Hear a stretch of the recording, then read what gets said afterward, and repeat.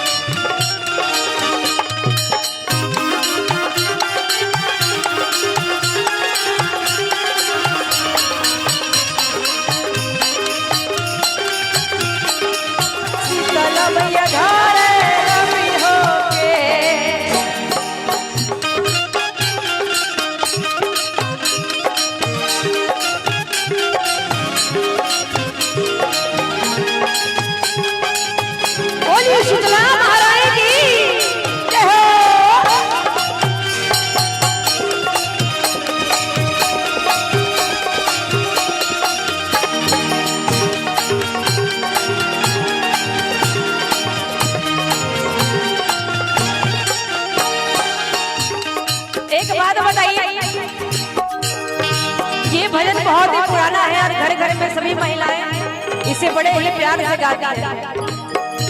अगर आप लोग भी जरा मेरी मेरी ताली हो जाके उठाइए जरा हाथों को, जितनी महिलाएं उतनी बहुत ही ज्यादा है। और ताली के साथ कहना है क्या, टूटी गई कन्हैया शीतल मैया झाड़ी गई हो, टूटी गई कन्हैया शीतल मैया झाड़ी गई हो, गिरसी गई सात बहिनिया रोना है पसा, गिरसी गई सात बहिनिया रोना है पसा। ए बाटी का सुरवा है मैया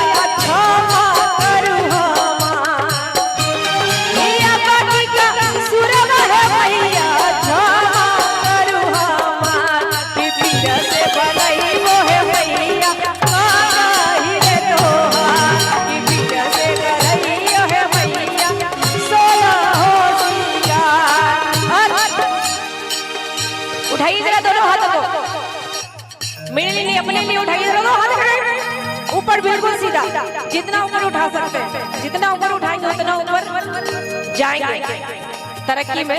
दोनों हाथ उठाए क्या रहेगा, है बचिया बैठा शीतल मैया झारे, है बचिया बैठा शीतल मैया झारे, है बचिया बैठा शीतल मैया झारे, है बचिया बैठा शीतल मैया झारे, है बचिया बैठा शीतल मैया झारे, बचिया बैठा शीतल